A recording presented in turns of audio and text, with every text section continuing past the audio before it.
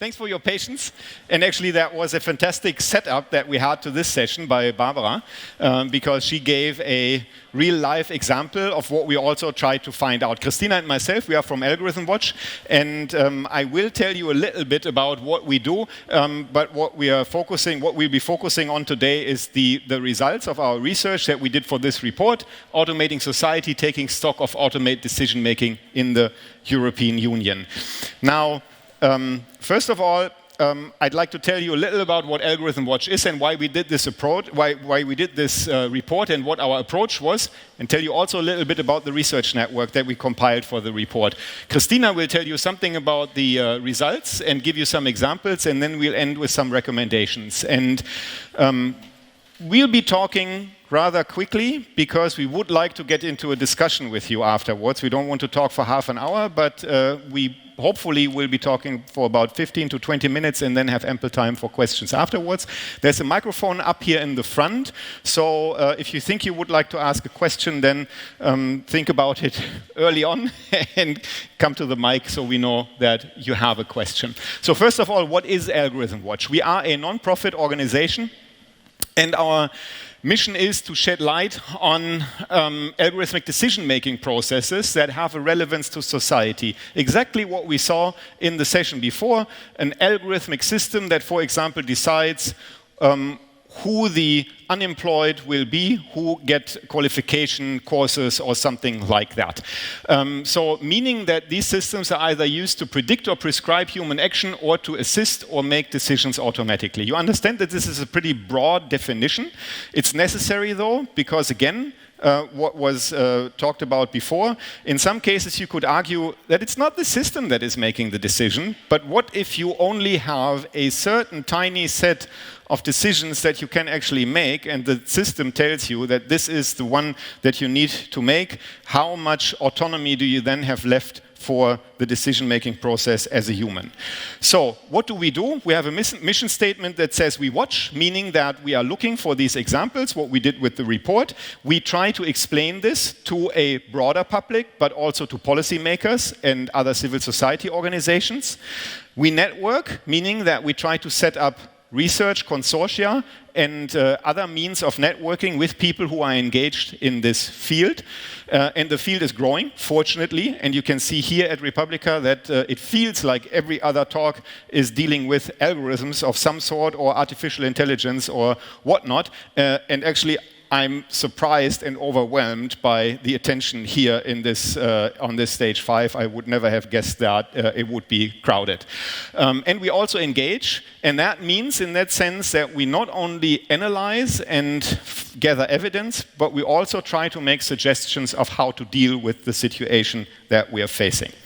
Now, one of the most important questions when you're talking about a civil society organization, a non-profit organization, is where does the money come from? This is a list of our funders, current funders, some of them former funders, some of them hopefully future funders, and this is where the money comes from. It's a set of private foundations. We are not getting any public money at the moment.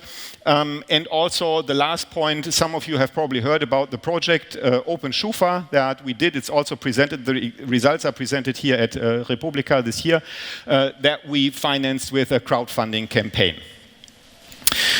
Why did we do this report? Because as it says in the title, automated decision-making is at the core of debates about discrimination, equality, and participation. The examples we usually use to discuss are mainly from the United States or China, like the risk assessment of criminals, death by algorithm in the health system, or the social scoring, the now infamous citizen scoring system that is used in China.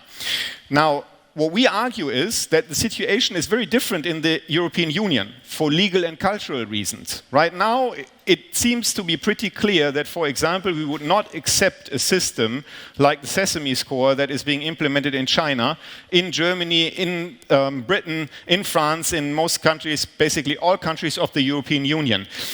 But this does not mean that automated decision-making does not exist. Quite the contrary. There are lots of examples, and this is why we set out to compile them. Now, doing that with a lot of member states, and we looked at 12 different member states and the EU level in general, requires knowledge of local language, structures, and culture. It's not just the language. You have to know how a country works. What are the institutions that are dealing with this? How does the legal system function? You need to have a lot of cultural knowledge to understand how to do this research. So we argued that it is impossible to find all that evidence if we do that like from Germany, even if we had people who knew the language of the different countries. So we compiled a research network, and the whole thing serves two purposes. First of all, to present the state of automated decision-making in the European Union, which we did with the report as a result of this. But also, we wanted to build a network of experts that are distributed around Europe. And actually, now it's on the next slide. I was going to say, I need to tell you what the countries are, so you get an idea of where we worked on this topic. So we had 15 different researchers from 12 different countries, starting with Finland and Sweden and Denmark, the Nordic countries, United Kingdom, Netherlands, Belgium, France, Spain, Germany, of course, Poland, Slovenia, and Italy. What we failed to do in the first iteration of this, we hope we can continue this research, is to find someone from the Baltic countries, but hopefully we'll succeed next time. And if you have a suggestion of who that person could be, send us an email. These 15 researchers from the 12 different countries have very different profiles. They are academics, they are journalists, and they are civil society members. That has a couple of reasons. First of all, we have pretty much of an academic and journalistic DNA at AlgorithmWatch, meaning that I'm a journalist myself, my co-founder is a journalist, we work with academics a lot, and of course we are a civil society organization. So we don't shy away from working with all these different profiles. At the same time, it was a very, very interesting process to exchange our views on the topic itself. And for example, what would be a case that should be included in the report? We had a lot of discussions about what is an example that should find its way into the report.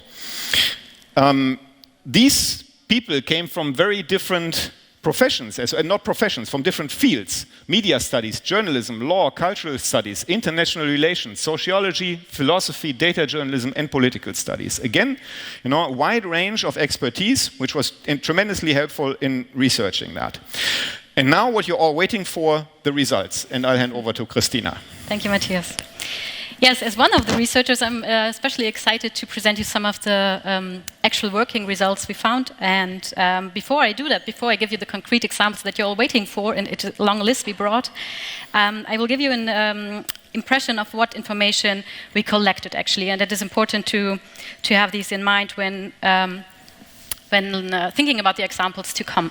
So we tried to find a way to create a clearer and more holistic picture, or at least glimpse, of the ADM systems in the covered countries, and decided to cover 4 categories. So we looked into how society is discussing automated decision making, but not only like national strategies and legislation and commissions and their debates on the topic, but also civil society organizations and academia engaging on that.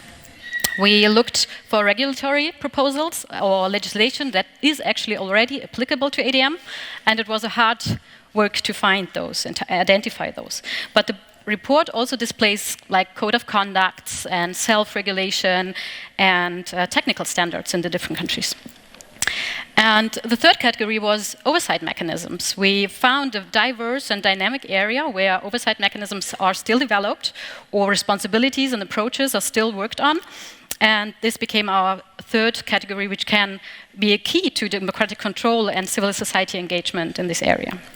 And of course, the most important, the ADM systems that are already in use. So where does it actually happen? And to evaluate ADM and its societal implications and impact, all these categories are equally important, we found. And not only because they are influencing the form and design of the system, but also the setting in which they are embedded and applied. So let us give you the examples. We found our first main finding is that the priorities across the different categories differ a lot from country to country. So we have, when we look at political debates, we have some countries like the United Kingdom and Germany, where you have a number of governmental and parliamentary commissions and also business associations, civil society actors discussing the impact of the ADM. And you have other countries like Slovenia, Italy, and Poland, where ADM systems are actually used, and but also almost invisible in the political debate. But as you will see in the example that I will present you later, Poland is a good example where civil society actors are starting to get active, and they successfully challenged the discriminatory system that also was presented in the presentation before ours. If you have a look at legislation and oversight, you see that on the one hand, there's strong and good legislation in France mandating the government to publish algorithms and its functioning used in the public administration, but it's actually not, nobody complies and it's not enforced. And on the other hand, you have concrete action in Finland where it was decided that a discriminatory credit scoring model can't be used anymore by a company. And how about ADM in the sectors and actually, where does it actually happen? So in our report, you find more than 60 examples from only the 12 countries we covered. If we would have been able to cover all the European countries, we would have found like, it was now 150 pages. And you can imagine how big it would have been if we would have been succeeded in covering all the countries. So you can look up more than 60 examples. And I brought you only the two sectors where we found the most of them. The one is child and family service. So seeing this list, it makes clear what impact they can have on our societies and how they can raise question of justice, equality, participation, and the common good. Researchers found systems that identify children vulnerable to neglect in Denmark. We found systems detecting learning problems in primary and secondary schools to help teachers to find problematic pupils in Slovenia. We found initiatives on municipality level to detect child abuse and domestic violence in the Netherlands, and expert systems assessing the risk of youth violence in Spain. Let's have a look on the first one. In Denmark, 3 local authorities tested a model that has the purpose to trace children who were vulnerable due to social circumstances even before they showed symptoms of special needs.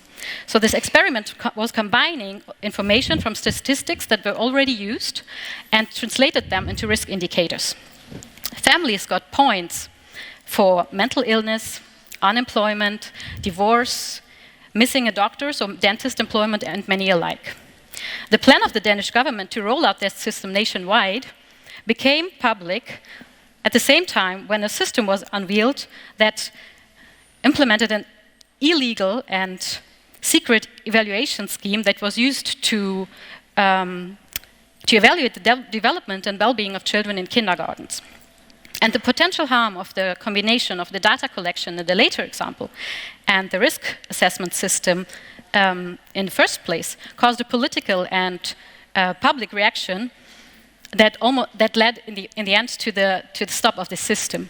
So in the end, the proposal is shelved. But at the same time, further experiments in social welfare systems are developed, and substantial governmental funding is already allocated for the coming years. Another sector where we found a lot of examples, and I combined them because in many countries, especially the Nordic countries, social benefits and unemployment are managed by one agency, is this, social benefits and unemployment. And we found systems that allocate benefits to unemployment in Poland and Spain, but also in Austria, which was unfortunately not covered by our report, detecting welfare fraud in the Netherlands and Finland, assigning, processing, but also controlling social benefits in Sweden, Finland, and Denmark, and calculating personalized budgets for social care in the United Kingdom. And this is only like the biggest and best findings that we had. So let's have a look again at the first one. And it was already mentioned in the talk before. In Poland, in 2014, there was introduced a reform of the public unemployment system, and the profiling and scoring system for the unemployed was introduced in almost 350 job centers. The motive was clear: efficient allocation of resources and reduced bureaucratic inefficiency, but it was also stated that they wanted the assistance to be tailored to the individual needs and to standardize the decision-making procedures. So the mechanisms worked like that. Unemployed that registered were grouped or divided into 3 groups, along with 2 categories: the distance from the job market and the readiness to enter or return to the labor market.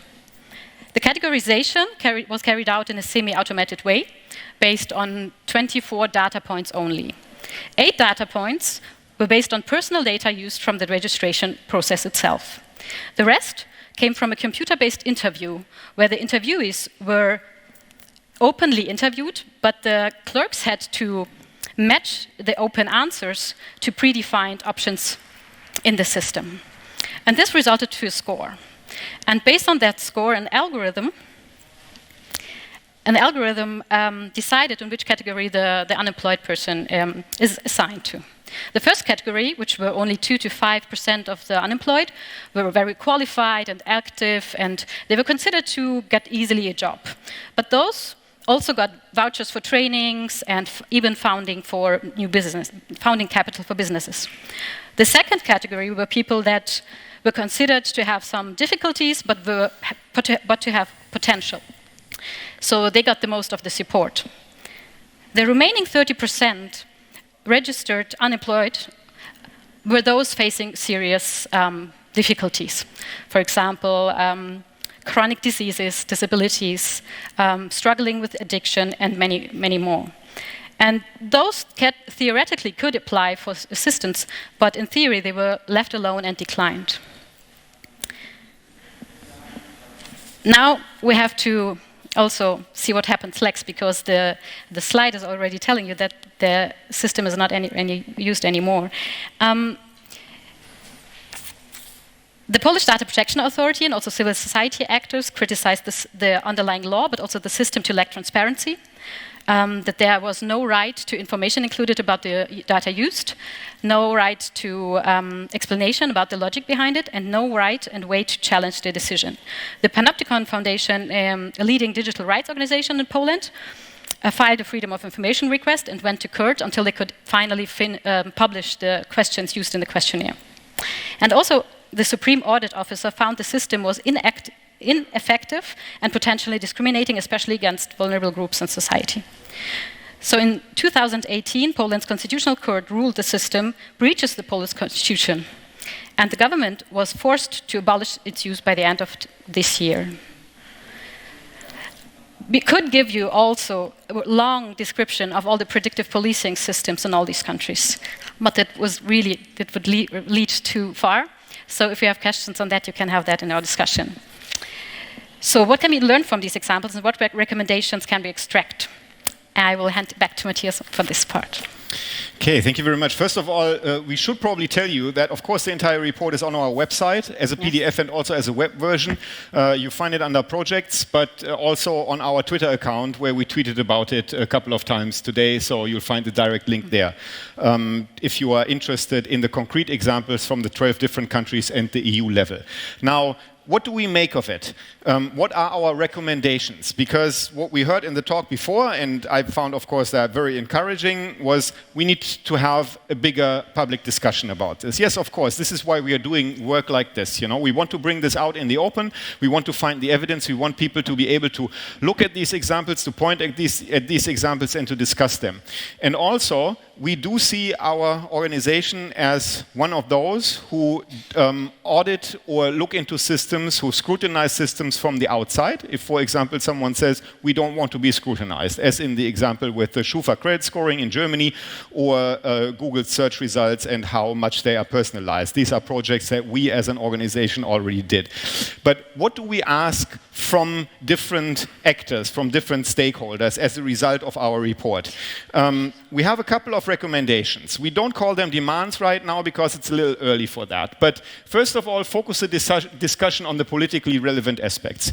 What does that mean? That means stop talking when we are talking about things like that. Stop talking about artificial intelligence and the robot takeover and super intelligence and whatnot, because this is not what is concerning us as societies today.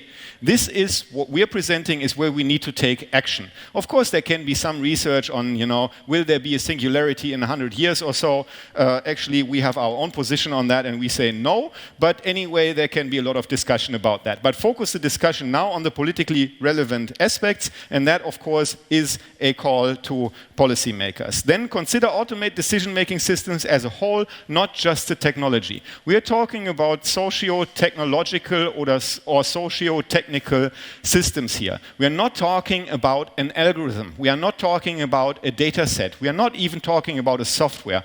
But we're talking about a system that is implemented, and there's a decision to implement it. There is an idea to model something that should be decided automatically. This is a process that is taking place in society. That is not something that some software engineer or coder does in his or her workplace. But this is take the examples of the system in Poland for unemployed, or take the example of what is happening in Austria that was presented before. We need to start looking at these systems at a stage where programming has not even begun. This is why we say we take this holistic approach. Empower citizens and public administration to adapt to new challenges.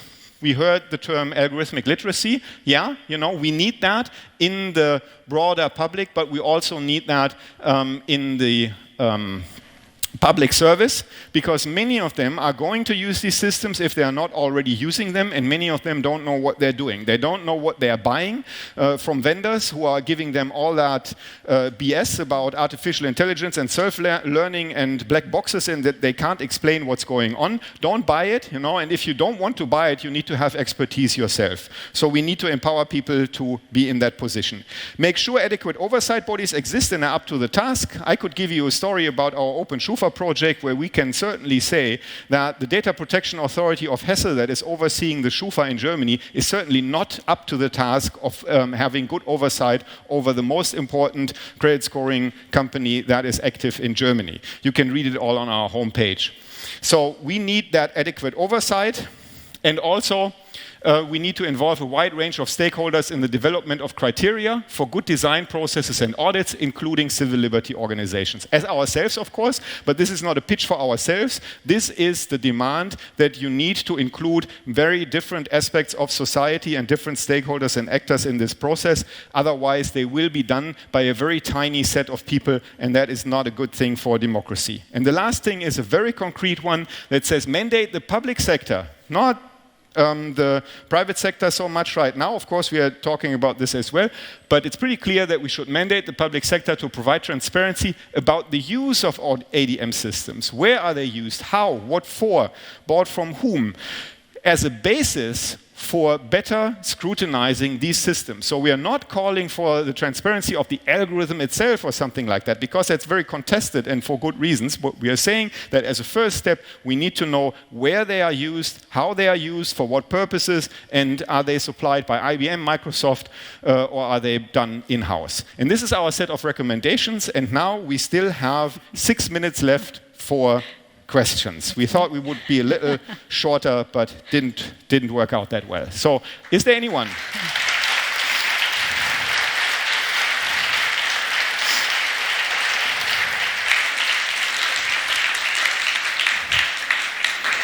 We only have 6 minutes, so don't think too long about your question.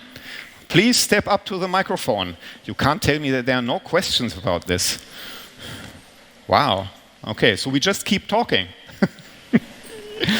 Is there anyone? Hands up. Okay. Hello. Actually, thank you. I have a question. Yeah. So thank you for the talk. How can I stop someone from convincing me to implement this kind of solution if I am working for a company who is wanting me to do that? How can I have the arguments for them to stop me from doing this, what I mean? Yeah, very concrete question, pretty hard to answer. So the scenario is you are working for that company, you are an employee, and the company is asking you to use a system like that? Yes. Okay, so I think our answer would be you need to have a good assessment of how the system works and what it is for. So what you can probably ask, and how realistic that is of course an entirely different question. But what you should ask is for the company to provide you with the reasoning, why are we going to use that system? Because one of the questions we always ask is it just because of austerity measures? Is it just because someone argues we don't have the money for it, so let's automate it, it's cheaper? You know, if that's the case, that's usually a warning sign. I think the case is because it's cool, it's nice to have, and the customers will like it, so let's do it without asking stupid questions. Okay, so we're talking about a private company. Yes. Yeah, well, I mean, you don't have a lot of recourse then, I guess, you know, without risking to lose your job. But of course, you could ask, you know, why it is exactly that they're using it, and ask them a couple of questions about what are they thinking to achieve with it.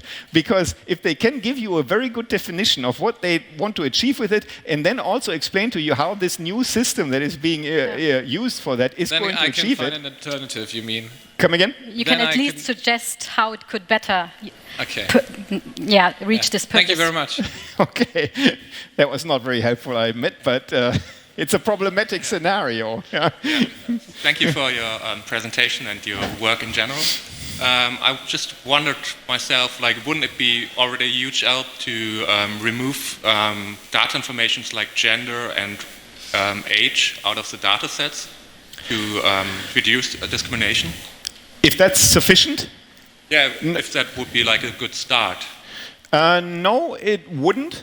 Because the way that these systems work is, in many cases, much more complex. For example, what you get is you have these, especially when you're talking about learning systems, not so much about rule-based systems, but when you're talking about learning systems, what can happen is that you have so-called proxy values or proxies that then, even if you don't ask for example, the ethnicity of someone, you have other factors that basically then in combination define that someone is, let's say, Hispanic or black or white. So it's not good enough to just erase those values. You have to think about it again more holistically and test it and find out whether there is discrimination in the system built in or learned, you know. Because much of the bias that has been detected so far was not really, I mean, the definition of bias is that it's mostly unconscious. It was not done on purpose, but it happened because, for example, the training set was not the perfect training set for the task. Okay, thanks a lot. Welcome. Hi. Thanks for the talk. I was wondering, because of your title was kind of like a bit promising in the sense of breaking these biases of bad things happens everywhere, not just in countries like China. And how do you deal with, when going open with results, how do you deal with these biases and with this kind of like human attitude of negating, like, no, that's not true because that's not possible in my country? Willst du mal? No? Okay. So the way, I mean, so far we have met open ears, I'd say, most of the time, because people would like to know what is happening. It's not so much that they're closing their eyes. If they are doing that, most of them do it for strategic reasons, because they have a stake in that. And for example, they say, as a public sector entity, they say, yeah, but we still want to use it. You know, we don't want that scrutinized. We don't want that transparency. But so far, the reactions to the report was, this is really interesting that we get to know that this is happening, and now it gives us the ability to look at it more closely. And I mean, we're not overestimating our impact here, in the sense that most of the actual scrutinizing is done in the countries. We don't have the means to go to Poland to challenge a system. But as Kristina said, Panopticon did, the organization there. We don't have the means to do that in Denmark. But in Denmark, it was journalism who did that. They did their research, and in the end, it was put to an end. At least it's paused. So our impression is rather people want to know about this. They don't want to close their eyes. I also thank you. Who do you think is responsible during the building up the systems? Is it the engineer, or is it the company who gives the order, or is it the user? There's a big discussion about that. For example, that the engineer also has to respect the ethical basics, but if he works in a company, he has no chance, mostly. Yeah, thank you. I think we have to come to an end, so I suppose that was the last question. Or Paula, do we have more time? No? Okay, we need to come to an end. Thank you very much. Well, we have this infographic that we did because of that, and it talks about the long chain of responsibility when it comes to these systems, because we want to highlight that it doesn't even start with the modeling or the hypothesis that is built, but it starts even earlier when someone makes a decision to use automated decision-making for a certain problem. But yes, we think that many people in that chain have a responsibility, and that does include the engineers. So we support all these activities, and there are many of them, for example, by the Association of Computing Machinery or by Fairness, Accountability and Transparency, who are specifically targeting engineers and computer scientists, arguing that they need to know about the ethical implications of what they're doing, and they're trying to develop tools for them to also think about, is that a good approach that we are taking? Because everyone needs to take the responsibility in this long chain. Yeah. We can discuss this afterwards if it seems that it's not a satisfactory answer to you. Okay, thank you very much for your attention. We